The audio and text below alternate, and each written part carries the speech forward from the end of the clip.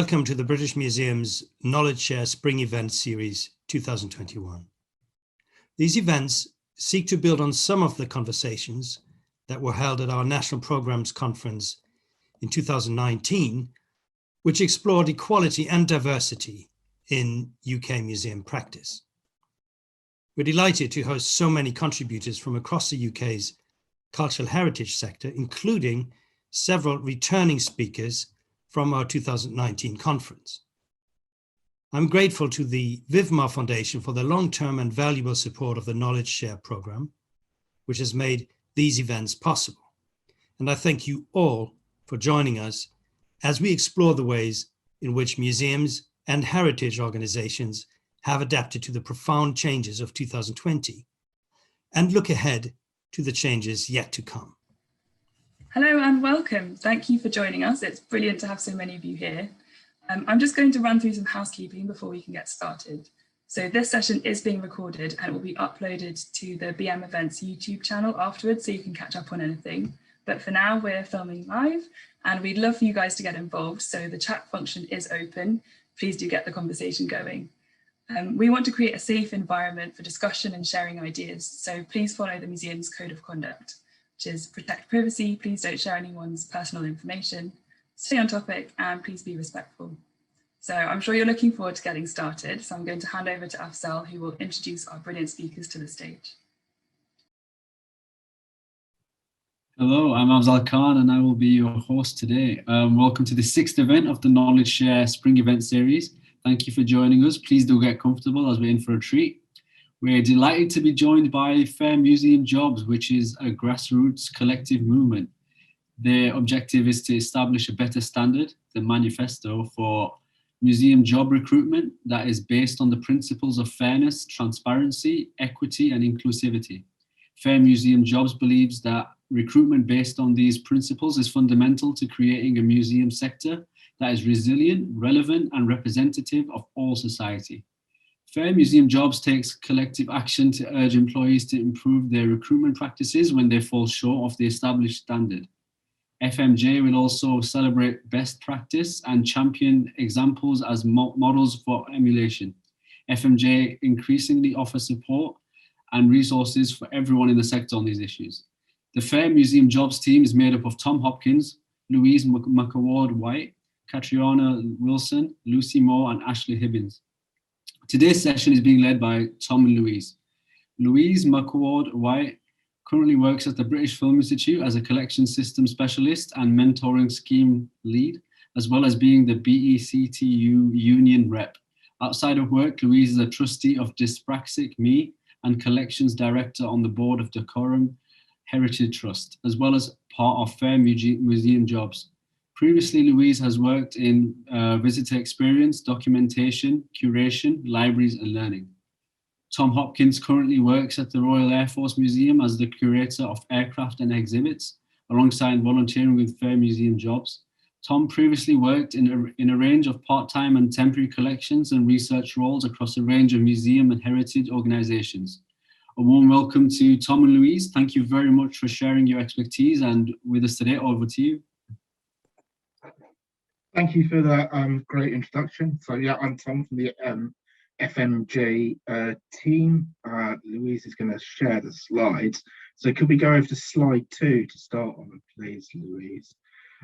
So we're going to kick off with a bit more about the Fair Museum Jobs project.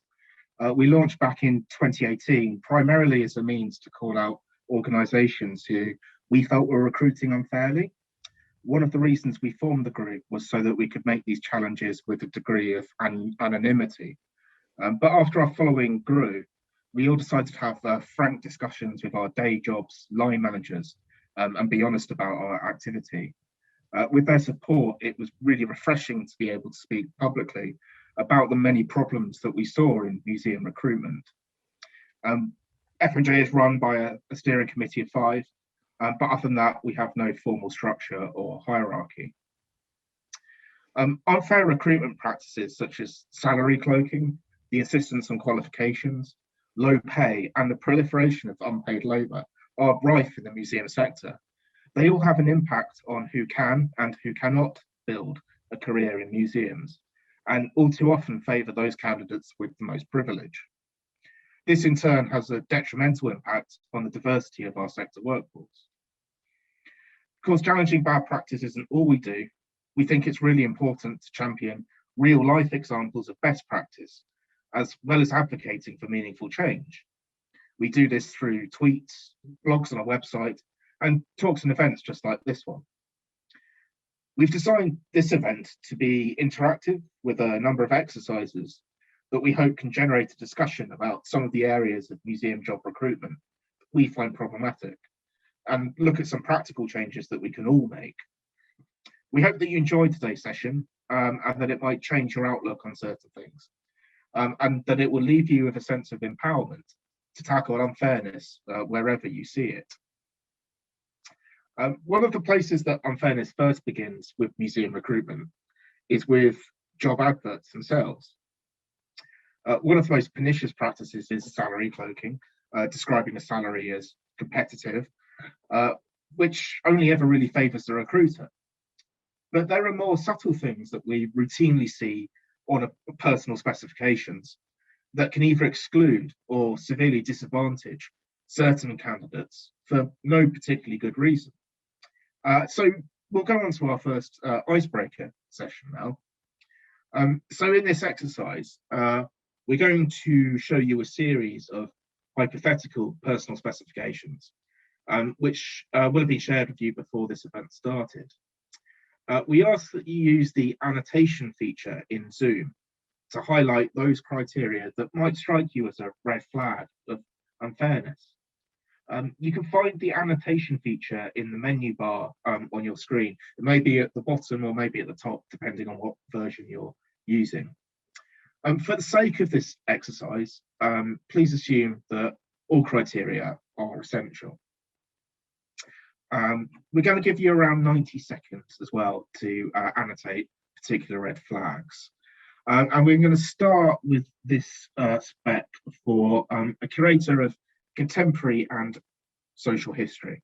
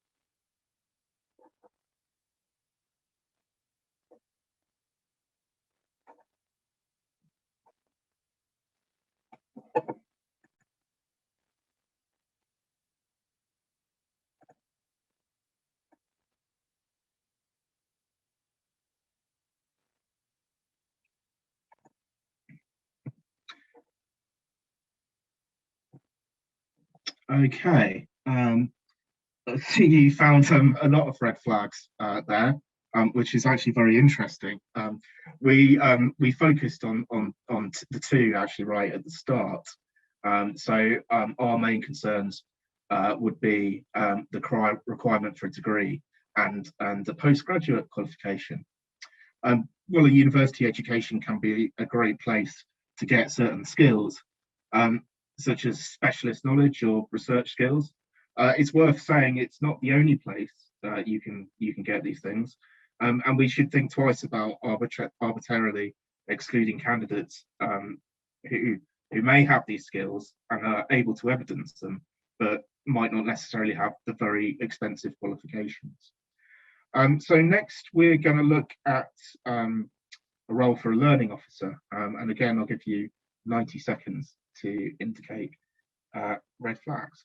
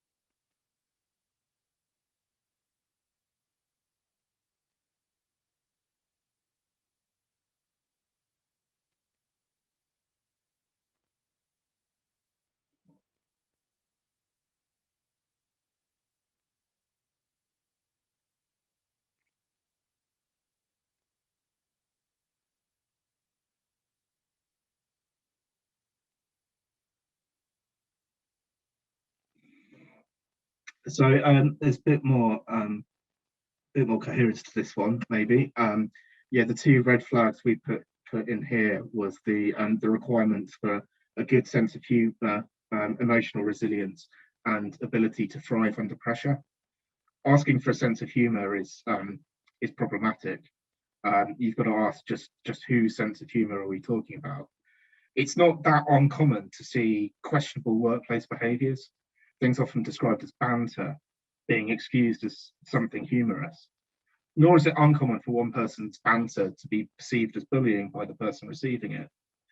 It's also possible to be a great team player without bringing humour into the picture. And we all need to have a workplace that's receptive of neurodiversity and values all types of personality. Resilience and ability to thrive under pressure are also potentially problematic.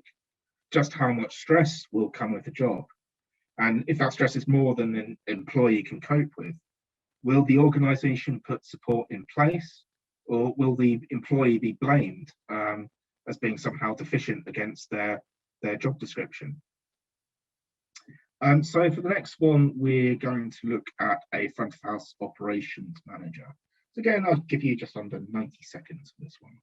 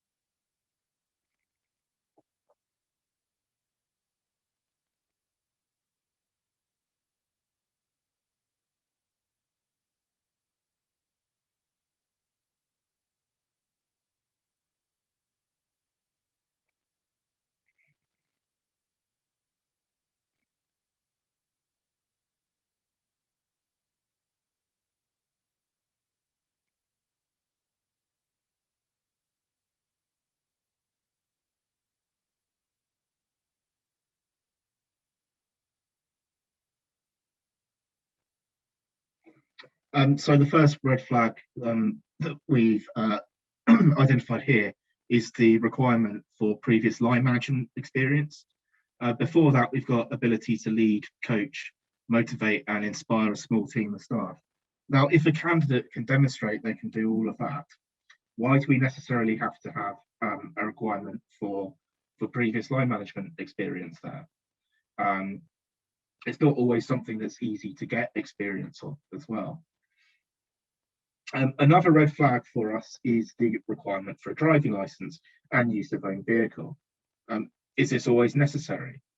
What is the impact of this requirement on candidates with disabilities who might be able to fulfill this criteria through the access to work scheme?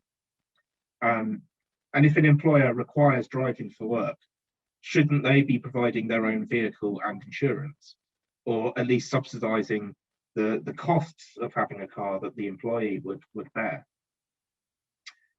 So for the next exercise, we're going to have a look at this role for a PR and marketing executive.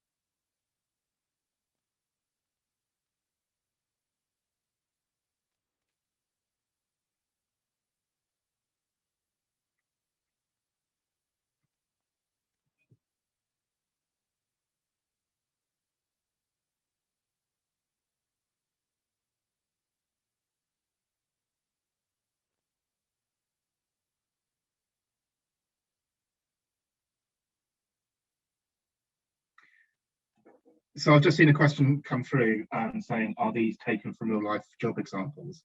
And I see Louise has replied, inspired by true stories. I think in some cases, yes, these were particular phrases that we lifted as they were, and others are just so generic that they crop up all of the time. So for this one, our red flags here is the requirement for 5 years professional experience in a similar role. That's seen as highly problematic. It excludes so many candidates who, on account of their age, cannot have been in work for that amount of time. And this may fall foul of the Equalities Act on the grounds of age discrimination. The other red flag is willingness to be on call 24/7. What guarantees are there for employees that they'll have a good work-life balance? How often will they be required to work antisocial hours? If it's happening all the time, the recruiter could say, well, this is what you signed up for. And the last one is the requirement for a membership of a professional body. These can often be quite expensive to maintain, and this risks excluding candidates from poorer backgrounds. There's also much debate about how much value they add, which cannot be gained from any other and potentially cheaper route. So I'm now going to hand over to Louise to talk about the Fair Museum Jobs Careers Summit. Over to you, Louise. So we've given you a bit of a gentle, possibly rage-filled introduction to the kind of things we're going to be talking about. And a lot of these concepts and these problems won't be new to anybody. And they really came up a lot during our Fair Museum Jobs Summit back last November. So we hosted a week-long career summit in partnership with Group for Education in Museums and supported by Art Fund. And the summit really came around as we'd noticed so many areas where knowledge and information about museum careers and good practice is being gatekept by people or organizations, or it's completely unavailable to those who can't afford it. So it was really crucial to us that just like the British Museum is doing with these events, we make them free to attend so that information can be available to everyone. We've been adding the recordings to our YouTube over the last few months as well. We are nearly at 100 subscribers, which means we'll get a nicer, tidier link, which we will share in the chat with you later as well. We ran sessions about the types of jobs that exist in museums, supporting and advocating for yourself in your career and in your workplace, career development, job applications, interview practice, and information was aimed at employees or potential employees and employers and freelancers as well, and everything in between. Oh, sorry, I've gone too far on my slides. During the summit, we also saw that there's a big lack of knowledge and understanding of how recruitment actually works in the sector. And we think that this has a really big and direct impact, not just on how people apply for jobs, but the assumptions that we're making about people when they apply for jobs and how the process is managed. And this is what's really inspired our activities today and this session. And that brings us neatly onto our next activity, which is looking at how hard it can be to decide between job applicants. And I will pass over to Tom to tell us more. Thanks for that, Louise. Yeah, so next we're going to look at some of the thought processes that go on when recruiters select candidates. So for the purpose of this exercise, we're going to return to the 4 hypothetical job adverts that you saw earlier. We've also provided you with 3 imaginary candidates for each job, and we want you to select who you think is the best one for the role. We're going to split you up into breakout rooms and give you a link to a Jamboard. We ask that each breakout room focuses on one of the role descriptions. Please pay attention to the number of your breakout room and go to that screen on the Jamboard. Feel free to discuss amongst yourselves, indicate your preferences or any ideas for the particular candidates by putting post-it notes on the Jamboard. We're going to give you around 9 minutes for this. We won't ask you to feedback afterwards over voice, but please feel free to use the chat function. For each of the imaginary candidates, we have decided not to give names or ages. Unconscious bias is becoming increasingly recognised as a factor affecting selection. Many organisations have made a move towards blind or anonymised recruiting, and this is a move that we certainly welcome. We ask that you focus instead on the skills and experiences of each candidate. We'll put you into the breakout rooms now. Just doing a bit of breakout room admin. So when it comes up on your screen, please pay attention to what number it says. And if you haven't clicked on the Jamboard link in the chat, do that now, and it will open up the Jamboards. Go to the one for your number. And if you have any problems, drop us a message. You can come back to the main room to ask any questions if you need to as well. So I will be assigning the breakout rooms now. Right, so I think I'll begin this by saying there's no right or wrong answers to any of these. So this is for the role of Curator of Contemporary and Social History.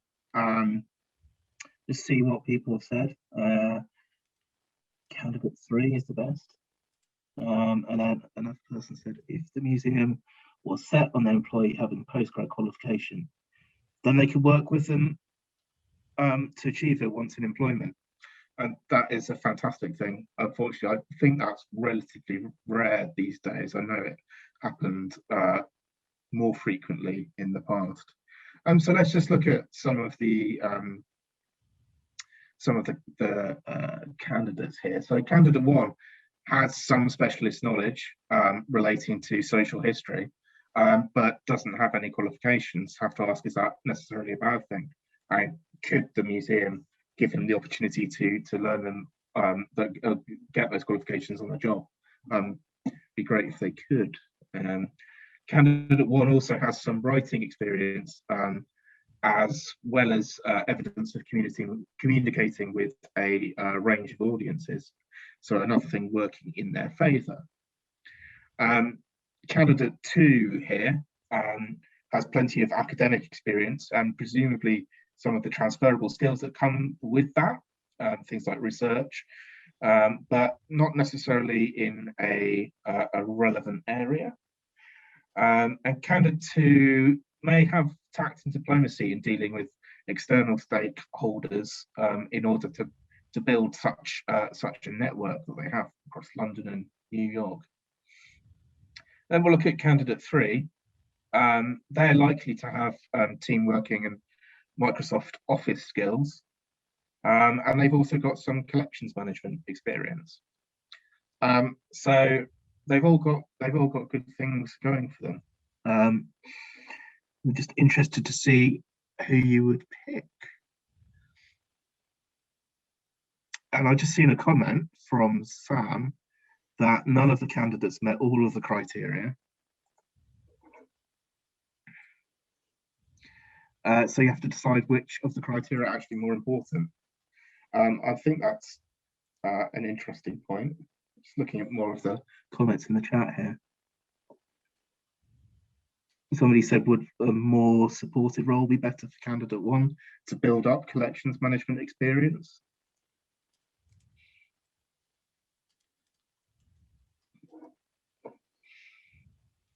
Yeah, okay. We'll move on to the next one now. So if you could share, Louise.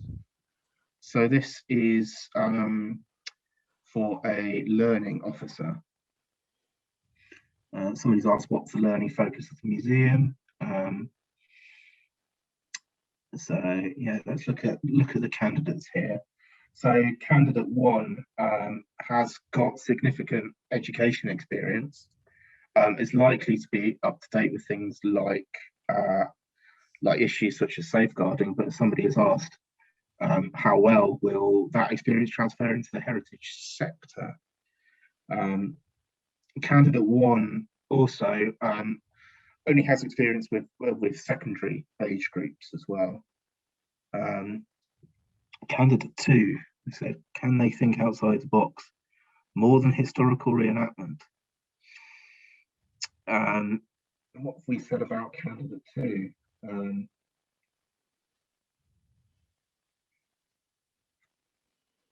That they have shown creative initiative in developing their own programs, and they may be able to deliver to a wide range of audiences. But also, yeah, worth pointing out that is that all that they have done. Candidate 3, more detail on the projects, but they could be great experience for the role. Candidate 3, we said they have got lots of admin experience there. And they've also got a proven track record of working collaboratively. If we could go on now to the front of house and operations manager.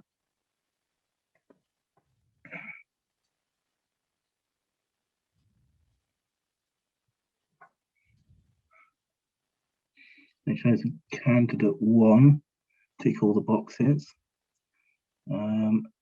The other group's chosen candidate outside candidate 3 doesn't seem to have experience of leading a team, but to show that they can drive.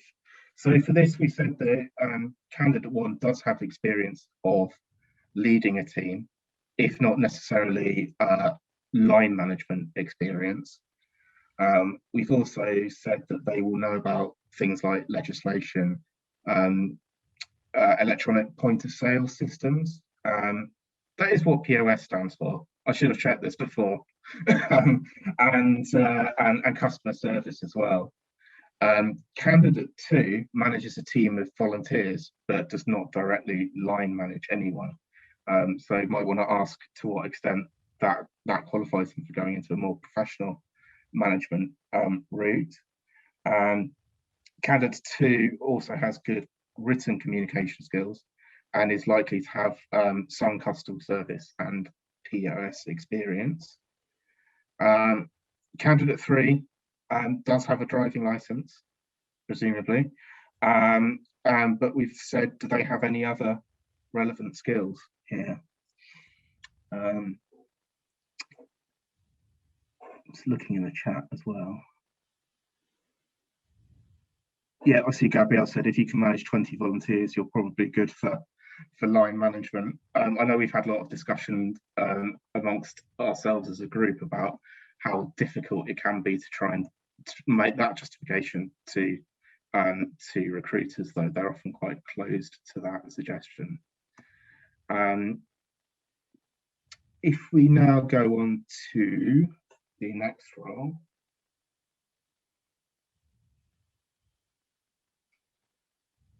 So this is a PR and marketing executive role.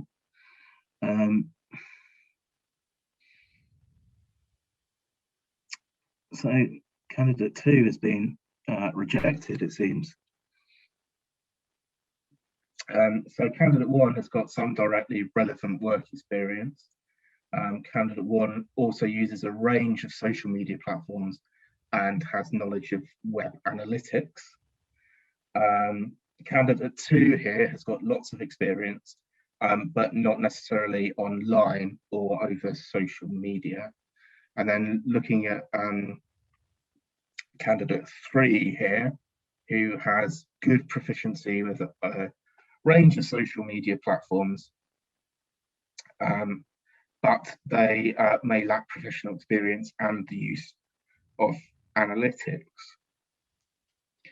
So a final thought from this exercise, we've made a lot of assumptions about these candidates based on the limited information that we were able to provide you with about them. So it's not really a fair way to recruit, but we think that's why it's so important in the personal specification to focus on the skills and knowledge areas actually required to successfully carry out a role, rather than ancillary and irrelevant information, which often serves only to let shortlisters apply in their own apply their own biases, and all too often we see recruiters recruiting in their own image.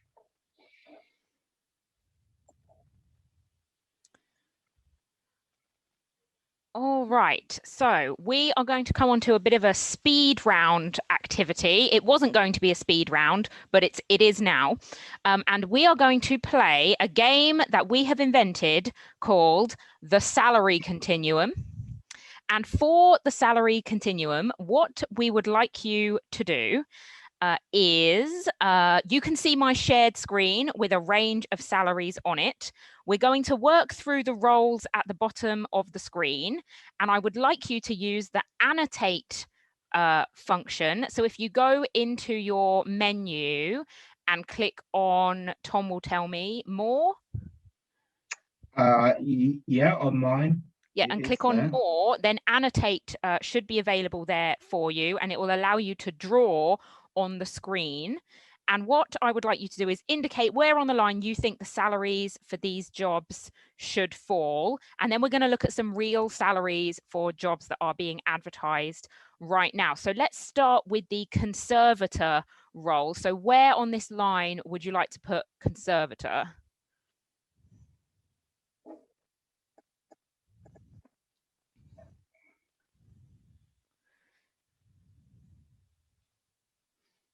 I just need to adjust my screen so I can see what you're all doing. So I'm going to have to go a little bit side on for a second.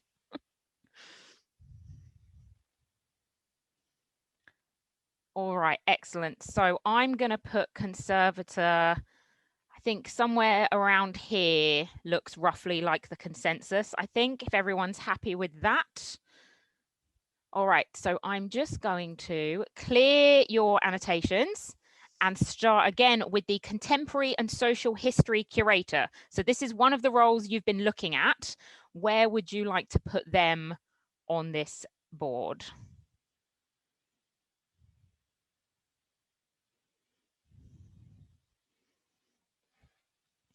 Interesting. We've got a kind of range around the same as the conservator, but maybe slightly less, it looks like, if I was coming down on one side or the other. So what I'm going to do is I'm going to put this, I think this is roughly where the consensus is. Tom, you agree with that? Give me a thumbs up if you think that's about right.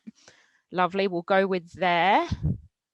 And I will clear your annotations again. And let's think about the front of house or operations manager. Where on this line would you like to put them? They are allowed to overlap. There's no right or wrong answers, don't worry.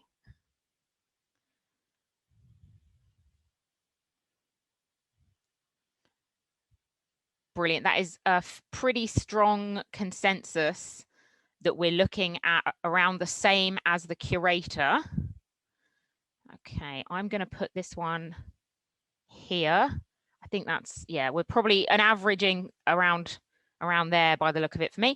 And I will again clear your annotations. And the local history museum director, where are we putting them?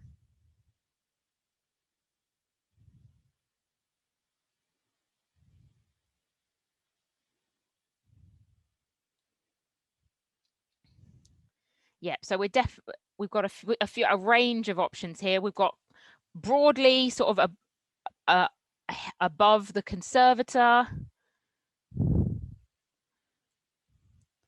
think somewhere around here looks about right to me. All right, I'll clear again. And the cafe assistant, where are we putting the cafe assistant?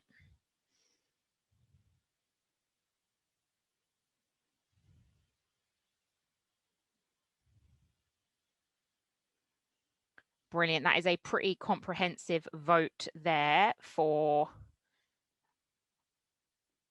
around here. We'll put them down in this section. And again, I'll clear all your drawings. And the PR and marketing role, where are we putting them?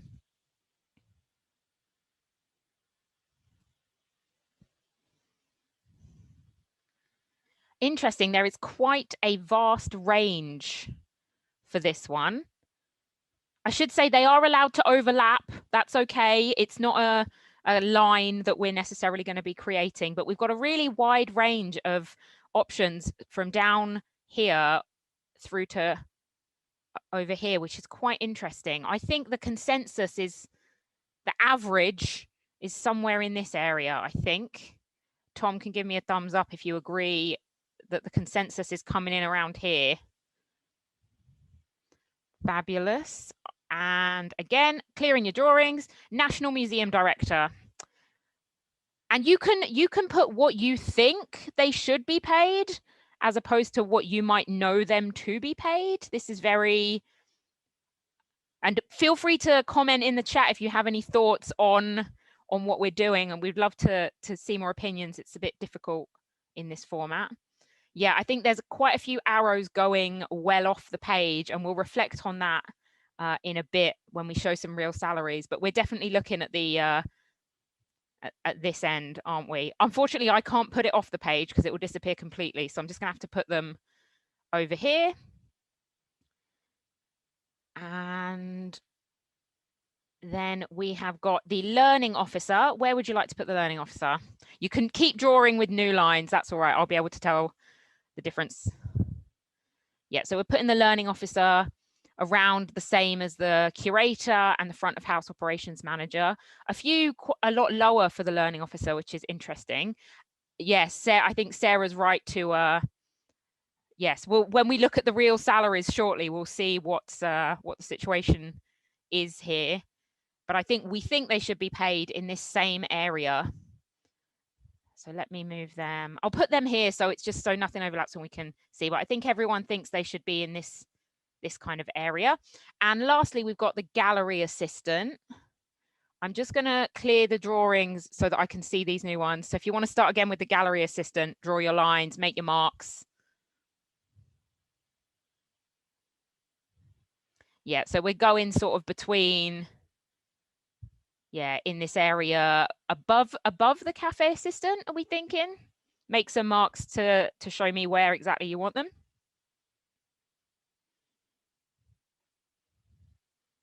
Yeah, that's about right. Let's go. So we're in this area, middling between the cafe assistant and the curator, I think, quite significantly. All right, brilliant. Thank you so much. I'm going to just clear the annotations off for the last time. And then I'm going to switch back to screen sharing. So just give me one moment. And I think there's an interesting reflection in the chat to pick up on while I'm just putting my screen sharing back into place around, it depends what your understanding of officer is. And that is very true. It does mean something in different organizations. And I think also it does depend on where you live. I think that's really true. And I think there's a discussion around whether to what extent should salaries differ based on where we live. Some areas are always going to be more expensive to live in, but how do we apply that to salaries? So I'm going to show you now. Hopefully you can see my screen. So here is our some current or recently advertised jobs. They've all pretty much been advertised in the last year. Some are currently being advertised. We can go and find some older ones just to fill in some of our gaps. And these are all real jobs that people are looking for. And I think there's a few things that are particularly important. So we chose 20,875 for the bottom rung there on our salary continuum for a reason. This is what the real living wage would be as an annual salary. But there are a significant number of jobs that are advertised as paying below the real living wage. And at Fair Museum Jobs, we don't think that that's acceptable. Because if we think that's acceptable, then what we're saying is we think it's okay as a sector for people to be paid less money than they need to live on, which is, I don't think we could in good conscience ever say that. I think something else interesting to notice is that there's quite a big gap of a sort of absence of data between 45 and the director level jobs. We think this might partly be due to what's being advertised recently. Obviously, COVID is impacting the job market a lot. We know everyone will have noticed that, but there's a lot of those kind of manager program manager type level jobs that aren't happening at the moment. And we think that's why there's a bit of a gap there. And I think the other thing to really draw attention to is that jobs managing the big nationals, the London nationals, don't fit on this continuum. So for example, when the V&A last advertised their director role, we believe that it was being offered at 145,000.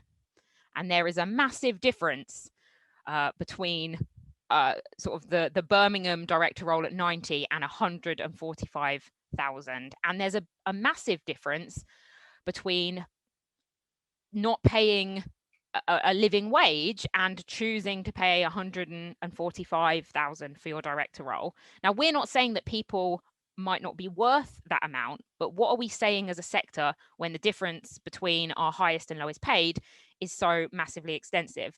And we can see people are sharing in the chat. Please do share your thoughts.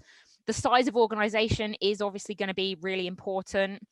And someone's also pointed out that at that level of director, you're going to have bonuses. Absolutely. So really you're earning even more than that number, but are the bonuses flowing throughout your organization in a fair way? I can't answer that question. I don't work in a national museum, but perhaps people in the chat might like to reflect or share thoughts, but often it is not the case that it's fair. So please do share any other thoughts that you have in the chat. And we have got one more exercise to get you thinking, and Tom will explain more.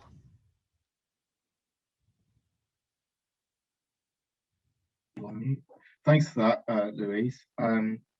Yeah, so our next exercise, we're going to put you in breakout rooms once again. We ask that you look at one of the job adverts that you've seen before, and then again we'll let you know which one, and come up with a series of interview questions for that role. We'll then ask you to feedback either on the Jamboard or in the chat afterwards. And we're going to give you about 8 minutes for this. So Louise, if you could start putting people into... I will do. So just to note, you should be going back into the same rooms that you were in before, so you can look at the same role, and those rooms that we didn't talk about in the first exercise, we will make sure that we come to yours first in this one. So I will just open the breakout rooms now. All right, welcome back, everybody. I think we've got everyone now. So we're going to run through all of the questions that you asked. I'm going to read out what's on the notes on screen, and do feel free to share your thoughts in the chat, and then Tom will share some reflections as well after each one. So for the contemporary and social history curator, we had 2 groups looking at that. So we've got, tell us about an area of contemporary or social history that particularly interests you, because this would be a good way to find out more about them and their interests, as well as hitting criteria 3. Write some interpretation for this object aimed at young people, families, etc. An interview task, always interesting. Present them with a range of social history objects or photos of them, and ask them to take you through documenting that object. And another question, tell us about a time that you've had to manage relationships with internal or external stakeholders. What were the challenges? And then the second group did a lot of questions. Why are you interested in the role? Talk me through what you would document in this object. Asking about writing and interpretation. How would you interpret an object? For which audience? Opportunities for candidates to demonstrate their knowledge of the subject. Give an example of a time you've worked well in a team, or a time when you've taken initiative. Please tell us about a time you've dealt with a difficult situation and how you managed it. Tell us whether you felt it resolved to your satisfaction. And a scenario question, presenting a situation where they would need to respond using tact and diplomacy, or a task to be completed before the interview. Any thoughts on those, Tom? Yeah, I think the why are you interested in this role question is a good one. A lot of people don't like it, as we found out when we were discussing this on Twitter. I think it's quite a good one, though, for just gauging how much a candidate's actually thought about the position being right for them, because it's always important to recall that interviews are a two-way process. So it's the panel deciding if they like you, but it's also you very much deciding if that job and that institution is a place that you want to work. I also think the question tell us on the previous slide, tell us about an area of social contemporary history that interests you is good, because it's going to let candidates talk freely about something that hopefully is like quite close to their heart, and talk positively as well about it. Louise, do you have any thoughts? Yeah, I think it's interesting to think about the line of how much work is it acceptable to ask someone to do before or during an interview. And I know we've thought about this a lot, because we've had people come to us saying, oh, I did a presentation about some ideas for events, and then the organization took all the ideas but didn't hire me. And I think there's definitely some ethical issues around that as well. Perhaps less likely to come up when talking about documenting an object, although I couldn't say for sure. I mean, I drag tests, but I think that particular example, if you've got on the job spec knowledge of like applying spectrum standards, documentation standards, etc., then that's actually quite a good way to bring that out. What I would say about tests, though, is that some candidates are not going to do well if it's a complete surprise, and I think museums have often been quite guarded about giving out details of test exercises before interviews, and maybe that's something that should change. And Sarah's making that point in the chat, that if people can prepare beforehand, it says more about an individual than an on-the-spot activity where nerves could be at play, and also a load of issues around neurodiversity of candidates and how that allows people to kind of show themselves off at their best. And I think that really comes into play with the learning officer role, as has been suggested here by the group. So sending details, topics, objects in advance to come up with an activity or session, but keep it simple. You're not delivering an hour-long session. You're might be sharing some thoughts and ideas. Tell us about an event or activity you've designed or delivered in the past, and then can follow up with more specific questions. Tell us about a time you worked well in a team and what skills you used to do this. Those are the questions posed on the learning one. Any thoughts, Tom? I think team working questions are always quite good. I don't know how easy they are to answer necessarily, unless you're party to the so-called STAR technique of situation, task, action, response. Because before I knew about that way of answering questions, I did find that one a bit of a stumper, really. I think Jenny's reflecting in the chat that they recently gave everyone the questions in advance for a young person's role, and it allowed people to come in with a bit more confidence. And I think not one of us in this session will have always been 100% confident in an interview, and I think we can all reflect that might have helped us if we'd had that opportunity. Coming on to the front of house manager role, I'm actually going to start with group 6, because we didn't talk about theirs last time. So suggestions for activities: a prioritization task, a list of different things that are happening, like a fire alarm, an angry customer. How would you deal with them, and in what order? I think that's really pertinent to operations role, because it's just everything being thrown at you at once. Sometimes everything's ticking over smoothly, but sometimes not, and you really need to have somebody who can break those complex situations down into sort of component parts to be dealt with. And another similar one as well, asking how they'd respond to a complaint from a visitor during a difficult situation. So, for example, if there was a fire alarm and an event was cancelled, or as has happened to me in an interview, if there was no parking available and they couldn't get into their event time slot, dealing with that. Real life scenarios is quite important. There's also a question that you could pose around: what do you consider the difference between leading, coaching, and motivating? Mm-hmm. How might you motivate your staff after the pandemic? And can you give an example of when you encountered a difficult situation when line managing? How did you resolve the situation? Of those, I think I favour the middle question, which was how might you motivate a team. Thinking back to what's on the personal spec, right at the start, we've got ability to lead, coach, motivate, and inspire a small team of staff, followed by previous line management experience. But that particular question, how do you motivate a team, is allowing candidates who might not necessarily have previous line management experience to actually give a really decent answer to that question. I think the other group looking at this also raised an interesting question about actually getting to know the person and asking, what do you enjoy about working in customer service? And I think that's really important. It's similar to why have you applied for this job in many ways for this kind of role, but I think that would be a really valuable question. Yeah, definitely. And let's come on to the PR and marketing role. Let me just check. So we have got a couple of questions on each. So how would you use social media to build audiences? How would you measure and evaluate the success of a social media campaign?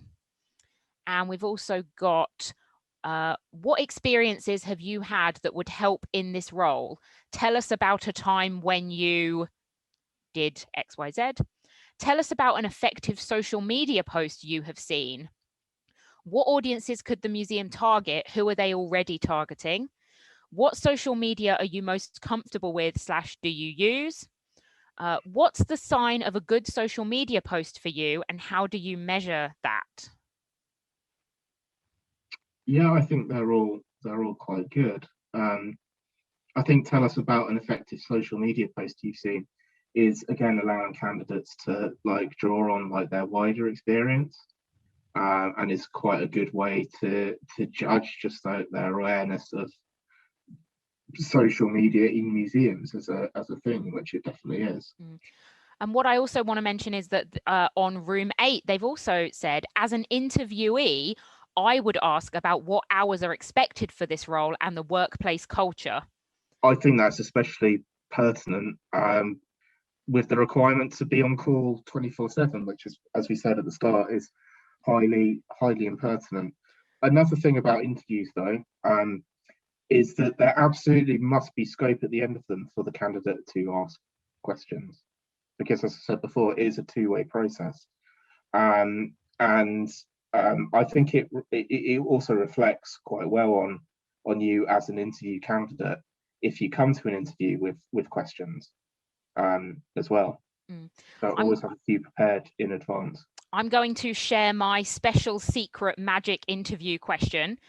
What I always ask as a candidate is, what would be the difference between someone who is good at this role and someone who is great at this role? People love that. You can have that, everyone. Please take it away with you. It always goes down really well with interviewers. So please take that. I'm just going to move us back to our slides. Just give me one moment to share my screen. And we've got some sort of summary that Tom's going to share as well about interview questions. Yeah, so many of you may have seen this, but a few days ago we put out a call on Twitter just to hear about people's good and bad experiences of interviewing, and there were definitely a few trends that came up. So there was this issue of being asked to deliver lengthy presentations on proposed projects, not getting the job, and then having those ideas. A couple of months later down the line, you see the museum's actually stolen those ideas and put them into place. There's also questions that are too vague. One example was, tell us about a decision you made and how you reached it. And it's good to give candidates some flexibility, but that is just a bit too out there, I think. There's questions that are impossible to answer, like what unique quality will you bring to the role that no one else can bring, and how are you supposed to know that? Questions that are too long, or several questions wrapped into one. Tell us about the time you ran a project, and how did you go about it, and how did you make sure it was a success, and how did you communicate it? If candidates are already feeling a bit nervous, that's going to really put them on the back foot. There's questions that have got no relevance, like if you were a biscuit or an animal, what sort would you be? A worrying trend of questions related to candidates' domestic or relationship status, as well as parental status, pregnancy or ethnicity as well. So really running roughshod over equalities legislation. Better questions are succinct and to the point. They will be related to the criteria on the personal specification. They will offer candidates the opportunity to talk positively about themselves. Example of this is tell us about a project you worked on of which you are particularly proud. They're not designed to make candidates think on their feet questions, and we do think that they should be provided in advance. For most jobs in museums, you are very unlikely to be in a position where you're going to have to give a perfect answer at the drop of a hat. More often, you will have time to consider things, and I'd like to think most decisions that we make, we carefully consider. So if this ability to think on your feet is not a skill requirement for a post, why are we testing for it by surprising candidates with interview questions? I think it's a really positive move we can make to start providing questions in advance. And it's one that FMJ is going to start advocating for moving forward. Recently added it to our manifesto as well as a recommendation. So those are just a few thoughts. Move on to the next slide. So by now, you're probably thinking, this is all great, but how can I possibly remember all of this information for when I need it? So as Tom said, we have good news. We have a manifesto that helps with the implementation of good practice. And I am going to put a link to that in the chat right now. If you haven't seen it, you can take a look here. And the manifesto really gives some musts, shoulds, and coulds for recruitment practice across a lot of areas that we've been talking about today. So salaries and contracts, interviews, feedback, job descriptions, and all the accompanying documents and more as well. We revised the manifesto earlier this year to make it a little bit more radical. I don't think it's as radical as it could be, but it's more radical than it was. And this really came up from the summit that we talked about earlier, because it's clear that the sector as a whole is ready for change. It's ready for a bit more forward thinking on recommendations. And people want that change to happen where maybe not everyone was as ready for that before. So the manifesto is a list. It's a living document, but it feels like a list. So we've also made some resources that can help you to apply the manifesto in the real world. So we've produced some recruitment checklists, which I'm also going to link to in the chat. And the recruitment checklists allow you to check a job ad against them to see if it kind of meets our manifesto, and you can use that as a potential candidate, as well as if you are the recruiting manager. And we've got one for paid roles and one for volunteers, and fairly shortly we're going to be adding a checklist around interview practice that will include a lot of the things that we've talked about earlier in this session as well. So if you need help and support to implement change in your organization, we've got a lot of supporting blogs for most of the topics in the manifesto, like why should you make sure that you have a salary listed on your job? And also a nod to the amazing work of Show the Salary, who have been doing a lot in this area. Why are qualification requirements problematic? And there's also a lot more resources and links to good practice suggestions across our website. So please do go and have a look. We've got a bit of time left, so we're going to leave you with some thoughts around what you can do. And we will also have sort of maybe 7 minutes for Q&A. So if you have any questions, get those into the chat now, and we're going to share some thoughts about what you can take away. Tom, back to you.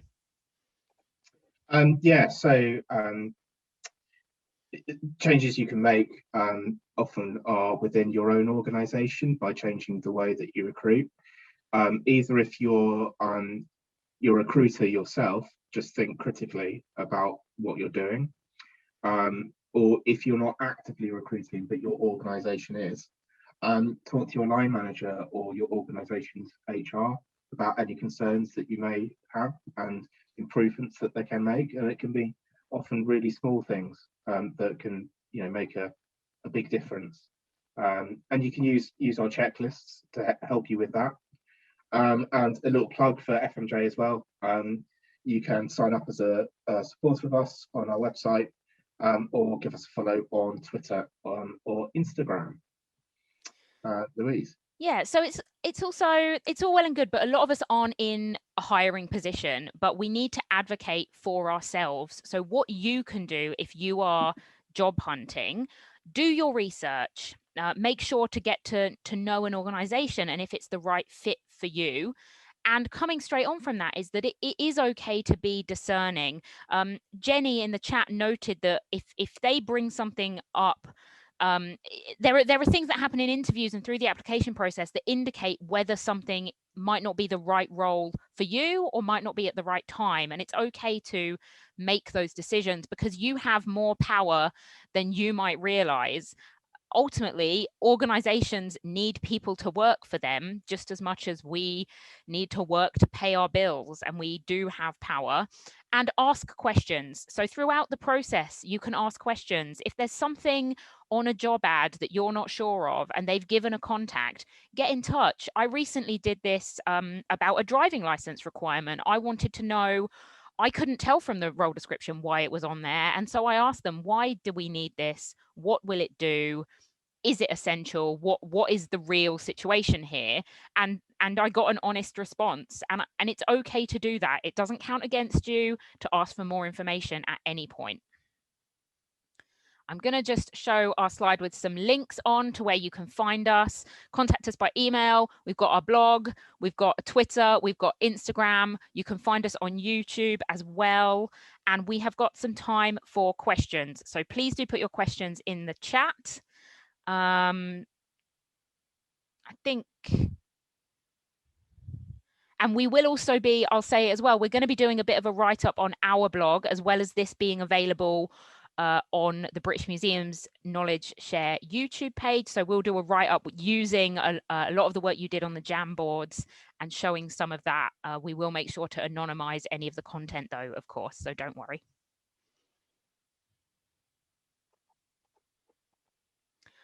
What's your view on CVs versus application forms? Well, CVs take a lot less time to tailor to a particular job. The strength of an application form, however, is that all of the information about all of the candidates is given in the same format. So in a sense, I think the strength of an application form is that it does level the playing field to a degree. Application forms are also presumably easier to anonymize. We were talking about anonymized recruitment earlier, and about how that might eliminate unconscious bias.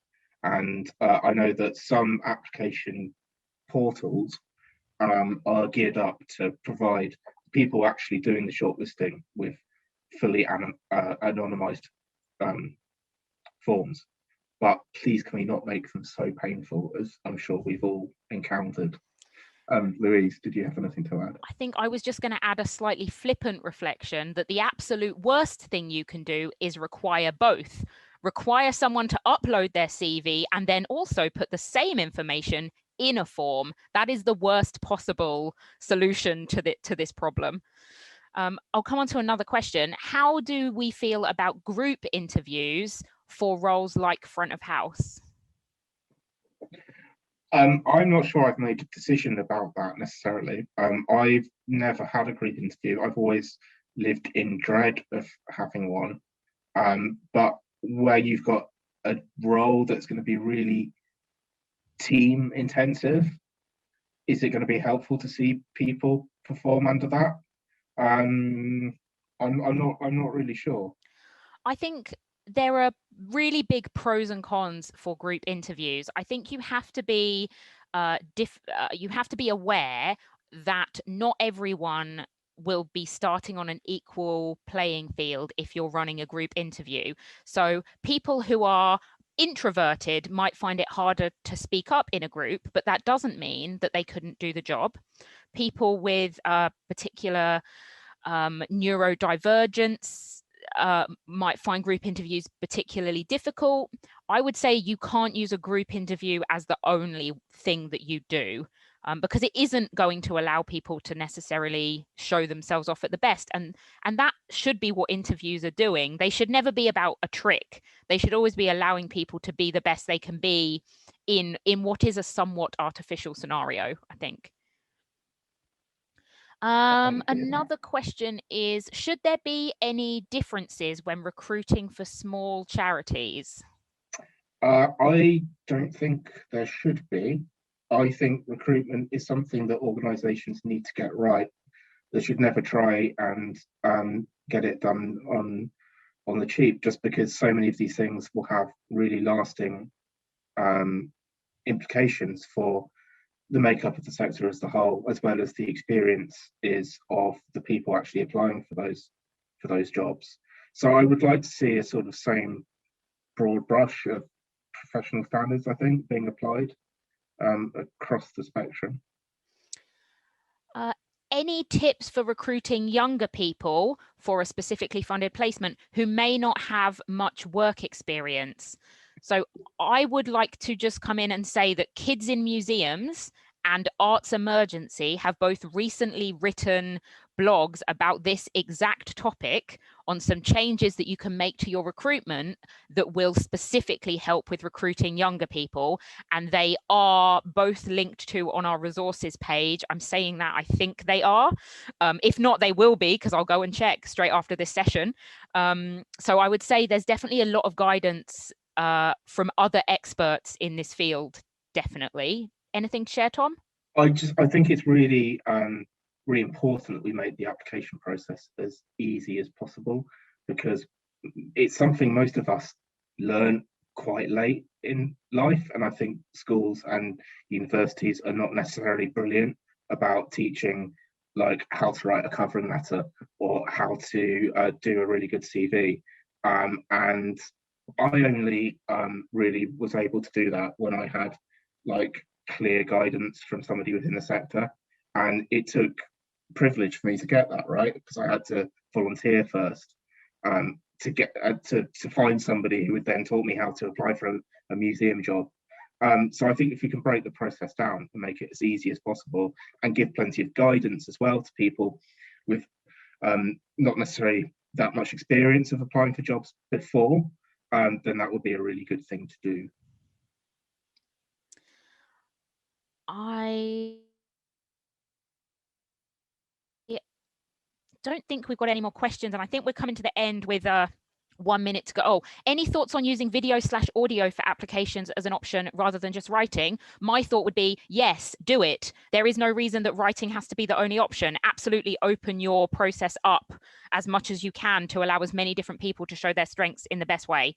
Absolutely. Yeah, definitely agree. And I think it's something we're going to see a lot more of in future with, things like this becoming more and more usable. Absolutely. I'm going to stop my screen share, and I think I think we're now at the point where we'll thank you all so much for participating so fully with all of our activities this afternoon. It's been really fantastic to see you all here, some familiar names and some new names. So thank you so much. Yeah, thank you everyone for coming. Hope you enjoyed it and found it useful. And please do sign up to other events in the National Programs Conference. I know there are 4 more still to go, and I've signed up for some of them already. I know George has put the link in the chat, so please do sign up to those. And thank you so much, everyone.